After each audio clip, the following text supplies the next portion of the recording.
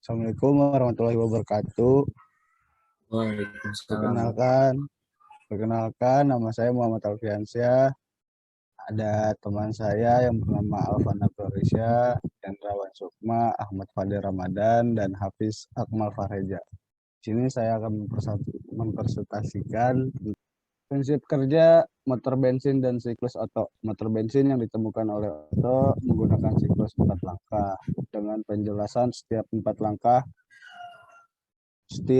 kali langkah piston menghasilkan 1 kali kerja atau tenaga, sehingga motor 4 langkah sering kali disebut dengan sebutan motor Otto. Prinsip kerja motor bakar adalah perubahan dari energi termal menjadi energi mekanis. Panas yang dihasilkan oleh pembakaran bahan bakar yang terjadi dalam ruang bakar. Proses pembakaran terjadi dalam ruang bakar pada tekanan yang sangat tinggi, sehingga ada penempatan dalam ruang bakar. Pembakaran yang dilakukan oleh busi yang dihubungkan dengan sumber daya tenaga yang lebih tinggi sehingga busi dapat menghasilkan loncatan bunga api listrik. Loncatan bunga api listrik tersebut membawa udara dan bahan bakar yang ditempatkan dalam ruang bakar sehingga mengakibatkan terjadi ledakan. Ledakan tersebut mendorong piston dari titik mati atas untuk bergerak menuju titik mati bawah, sehingga mengakibatkan poros engkol berputar, yang berupa gerak lurus piston dan gerak putar poros engkol melalui batang penghubung yang menghasilkan sebuah daya kerja.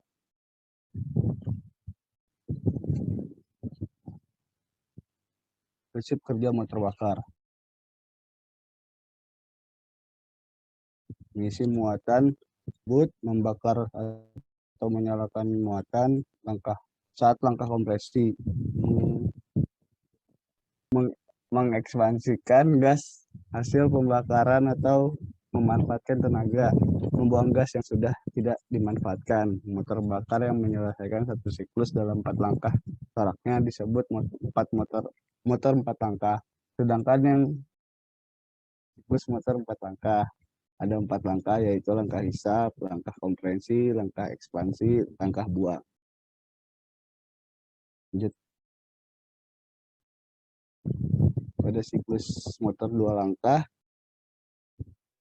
berikut contoh gambarnya. Selanjutnya ada siklus ideal Otto. Yang pertama, fluida kerja dianggap gas ideal. Yang kedua, langkah hisap dari 0 menuju 1 merupakan proses tekanan konstan. Langkah kompresi dari 1 ke 2 merupakan proses isentropik. Yang keempat, proses pembakaran pada volume konstan dari 2 ke 3 adalah proses memasukkan kalor. Yang kelima, langkah kerja 3 menuju 4 merupakan proses isentropik. Langkah pembuangan 4 menuju 1 dianggap sebagai proses pengeluaran kalor pada volume konstan.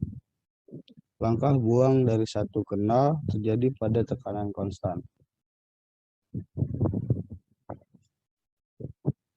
Kerja yang dihasilkan siklus tiap udara. Berikut adalah efisiensi siklus. Untuk jumlah pemasukan kalor sama dan perbandingan kompresi sama. Berikut contohnya, dan juga untuk jumlah pemasukan kalor sama dan tekanan maksimum yang sama. Berikut contohnya. Untuk contoh soal dari prinsip kerja motor bensin dan siklus Otto, berikut adalah contoh soalnya. Selanjutnya akan dijelaskan oleh teman saya.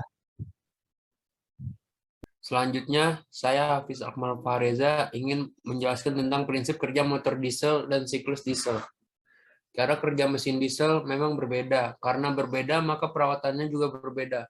Di dalam dunia otomotif, ada 2 jenis mesin yang dipasang di dalam mobil. Ada mesin bensin dan mesin diesel. Untuk mesin bensin, sudah jelas bahan bakar yang digunakan sampai dengan nama yang dipakai di sana, yaitu bensin.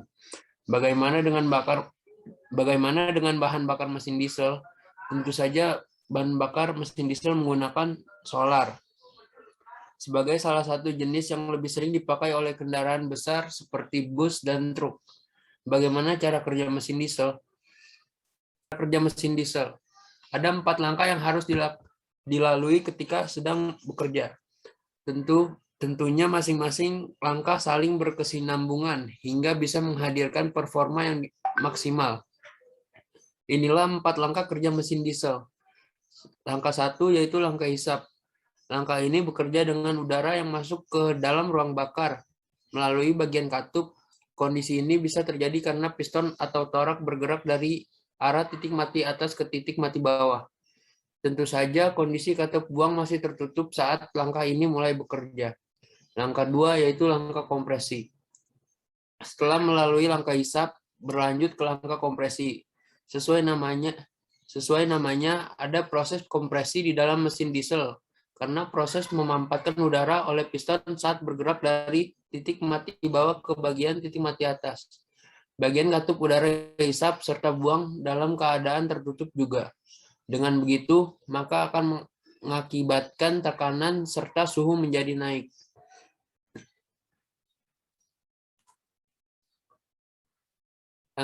Langkah kerja ketiga. Kapan proses pembakaran terjadi? Di langkah kerja proses tersebut mulai berjalan. Proses ini membuat piston mulai bergerak, mendorong dan bekerja untuk mengarahkan mesin mobil. Selain itu, proses juga terus berjalan saat piston bergerak dari langkah buang. Langkah ini menjadi yang terakhir di dalam cara kerja mesin diesel.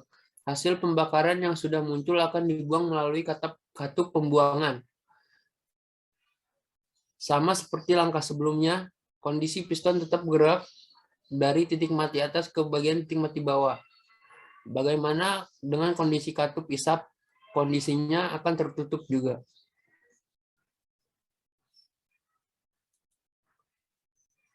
Kelebihan mesin diesel. Harga bahan bakar solar cenderung lebih terjangkau. Kemudian sistem kerja tanpa menggunakan spark menjadikannya lebih efisien.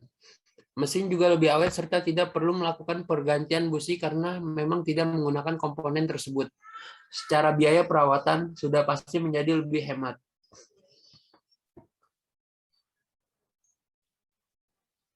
Ini ada siklus ideal diesel.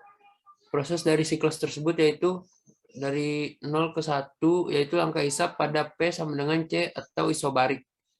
Nah, proses 1 ke 2 langkah kompresi. P bertambah, Q sama dengan C atau isentropik atau adiabatik. 2 ke 3 pembakaran pada tekanan tetap atau isobarik. 3 ke 4 langkah kerja isentropik atau adiabatik. 4 ke 1 pengeluaran kalori sisa pada V sama dengan C atau isokorik. 1 ke 0 sama dengan langkah buang pada P sama dengan C. Ini siklus aktual diesel, tuh ada gambarnya, contoh gambarnya.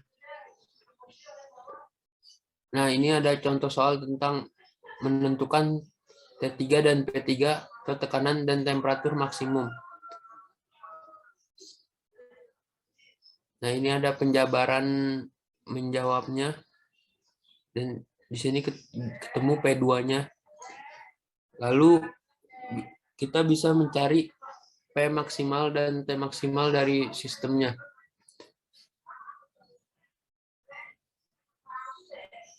Nah, ini penjabarannya tadi.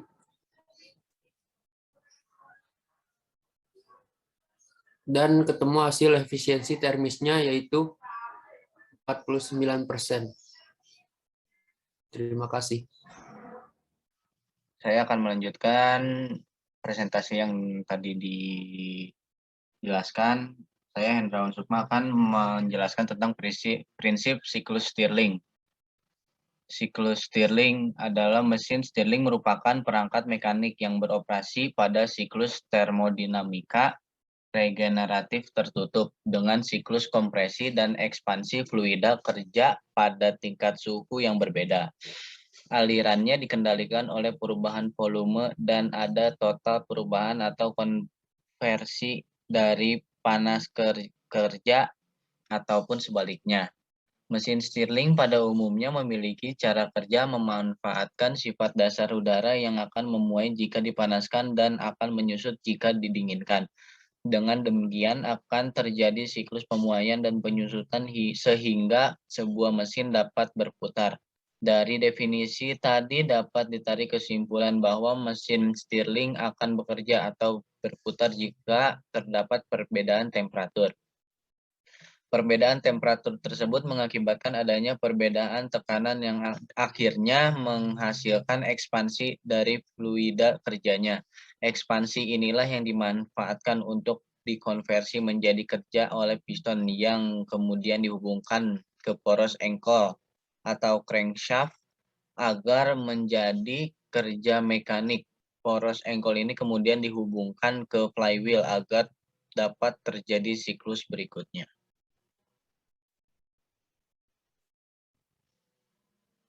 Selanjutnya jenis-jenis mesin Stirling. Mesin Stirling ada yang tipe alfa. Mesin Stirling tipe alfa memiliki 2 atau lebih piston terpisah yang secara mekanik terhubung dengan kruk as dan bergerak secara konstan.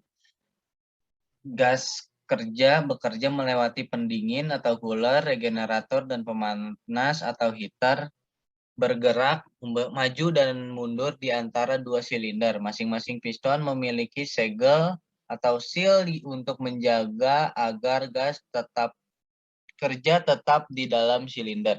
Seluruh mesin Stirling tipe alfa merupakan mesin kinematik. Berikut adalah contoh gambarnya.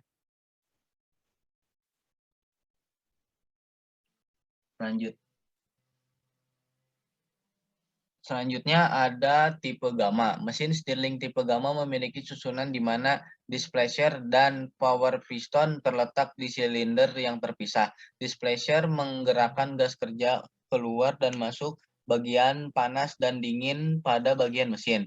Ruangan bagian ujung dingin termasuk bagian dingin dan displacer sama dengan power piston. Gas kerja bekerja melewati pendingin atau cooler, regenerator, dan pemanas atau heater, bergerak maju dan mundur di antara 2 silinder. Mesin Stirling tipe gamma dapat dikategorikan sebagai mesin kinematik ataupun mesin piston. Berikut adalah gambarnya. Selanjutnya ada tipe beta. Mesin Stirling tipe beta memiliki susunan di mana displacer dan power piston selaras dengan satu dan yang lainnya. Displacer menggerakkan gas kerja keluar dan masuk bagian panas dan dingin pada bagian mesin. Bagian ujung panas adalah ruang ekspansi dan bagian ujung dingin adalah ruang kompresi. Gas bergerak keluar masuk melewati pendingin, regenerator, dan pemanas. Mesin Stirling tipe beta dapat dikategorikan sebagai mesin kinematik ataupun mesin pre-piston. Berikut adalah gambarnya.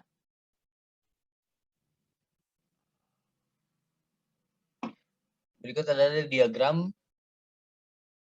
yang ada di mesin Stirling, siklus Stirling.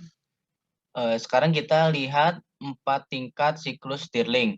Misalkan silinder mesin berisi meter per kilogram udara pada keadaan awal yang ditunjuk oleh titik 1. Tingkat pertama, udara berekspansi pada isotermal dan pada temperatur konstan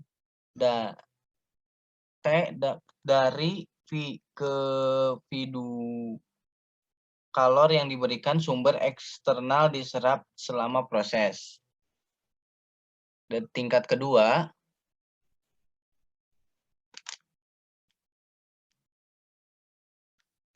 udara dibiarkan berekspansi secara isotermal, yaitu pada temperatur konstan. Dari volume awal V2 ke V3 yang ditunjukkan oleh grafik 2 sampai 3 pada gambar. Kerja pada ekspansi eksotermal memanfaatkan sebagian dari kalor yang diberikan pada tingkat pertama. Selanjutnya, tingkat ketiga. Udara dikompresikan secara isotermal di dalam silinder mesin dari V3 ke V4. Proses ini digambarkan oleh grafik 3 sampai 4 pada diagram PV dan TS. Lagi kalor dibuang oleh udara.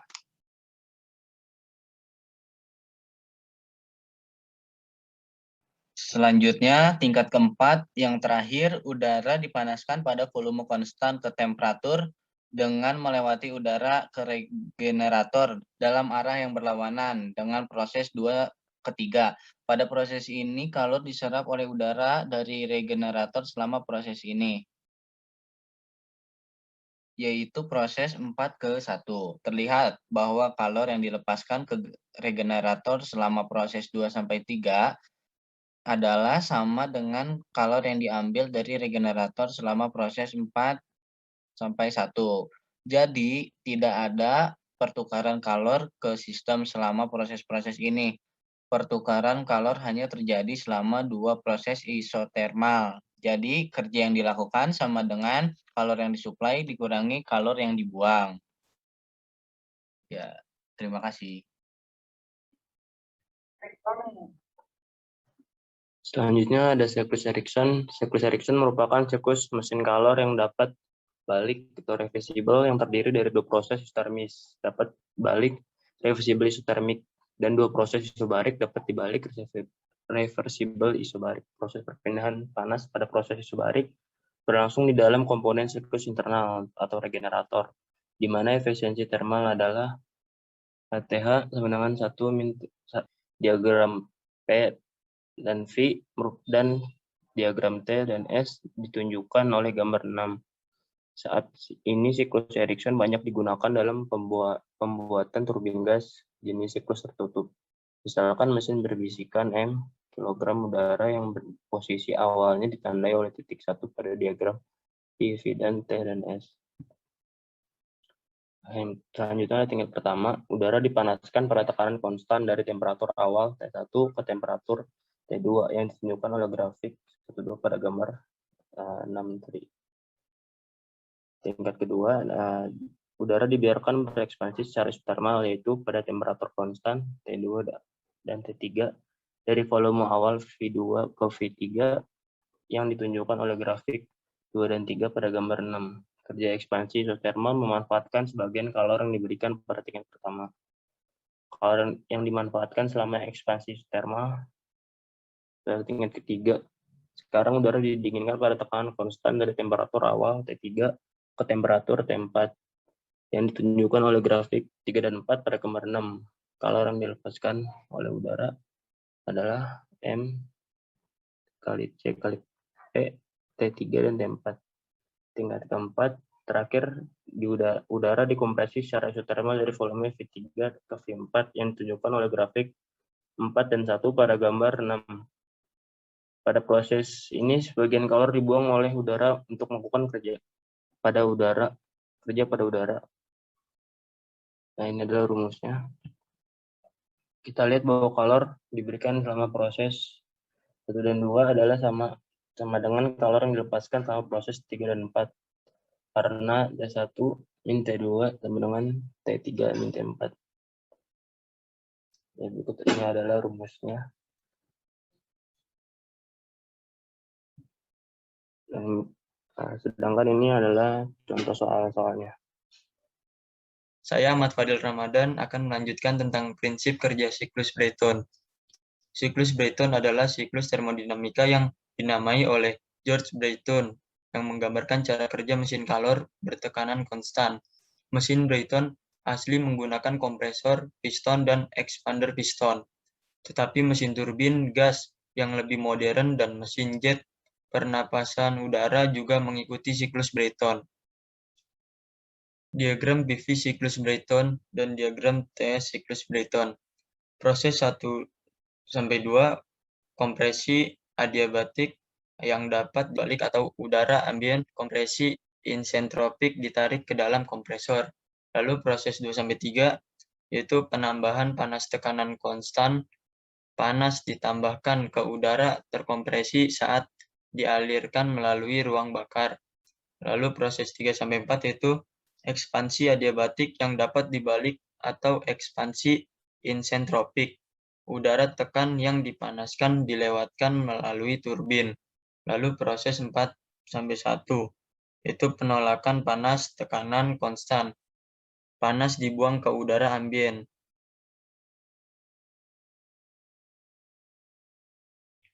siklus Brayton yang ideal.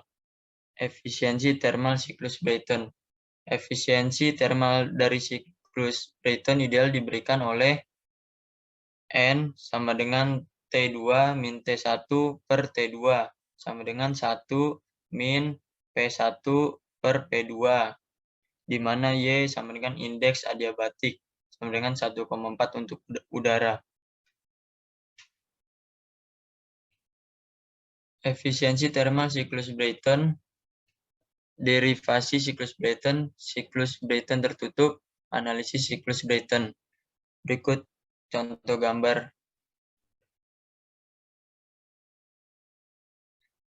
Proses 1-2 yaitu kompresi adiabatik reversibel atau kompresi insentropik.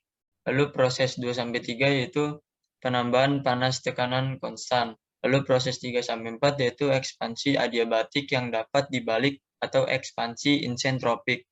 Lalu proses 4-1 yaitu penolakan panas tekanan konstan. Proses 1-2 yaitu kompresi adiabatik yang dapat dibalik, di mana R adalah rasio kompresi, yaitu V dikali 1 per V2. RP adalah rasio tekanan, sama dengan P2 per P1. Lalu RE adalah rasio ekspansi, sama dengan V4 per V3.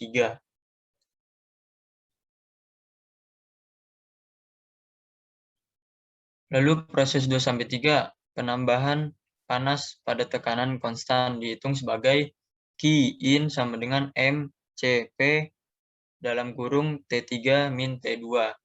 Lalu proses 3-4 yaitu ekspansi adiabatik yang dapat dibalik dihitung sebagai T3 per T4 sama dengan RP Y-1 per Y. Lalu proses 4-1 yaitu penolakan panas pada tekanan konstan akan terjadi, yaitu QR sama dengan MCP dalam kurung T4 min T1. Pekerjaan selesai sama dengan Q in min QR. Efisiensi siklus Brayton direpresentasikan sebagai N sama dengan 1 min QR per Q in. Lalu N sama dengan 1 min MCP dalam kurung T4 min T1 per MCP dalam kurung T3 min T2. Lalu N sama dengan 1 min dalam kurung T4 min T1 per T3 min T2. Sejak T3 per T4 sama dengan T2 per T1 sama dengan RP pangkat Y min 1 per Y. Lalu N sama dengan 1 min 1 per R pangkat Y min 1 sama dengan 1 min 1 per Y min 1. N yang terakhir nih N sama dengan 1 min 1 per R pangkat Y min 1 sama dengan 1 min 1 per RP pangkat Y min 1 per Y. Lalu berikut ini adalah contoh soal. Lalu di halaman berikutnya ada penyelesaiannya sebagai berikut. Baik, terima kasih dari saya. Kurang lebihnya mohon maaf. Wassalamualaikum warahmatullahi wabarakatuh.